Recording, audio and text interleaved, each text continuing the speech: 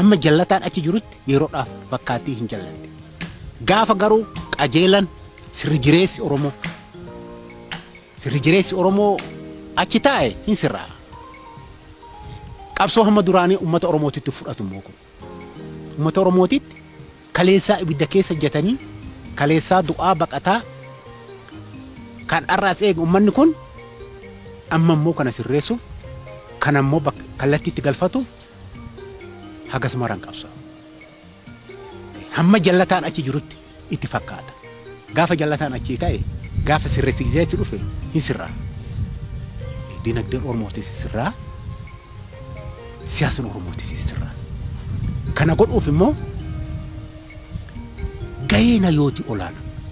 Gaheen beektotaa olaana. Gaheen abbootii gadaa olaana. Biyya kana bulchu.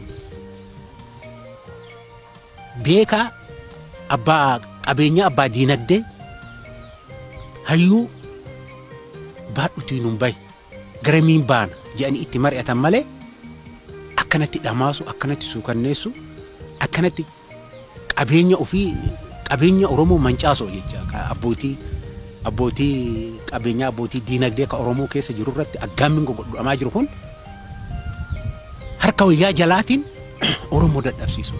Kun immoo hamma jallataan achi jirutti malee hin ta'u sabni Oromoo fudhatu kan hin beekas.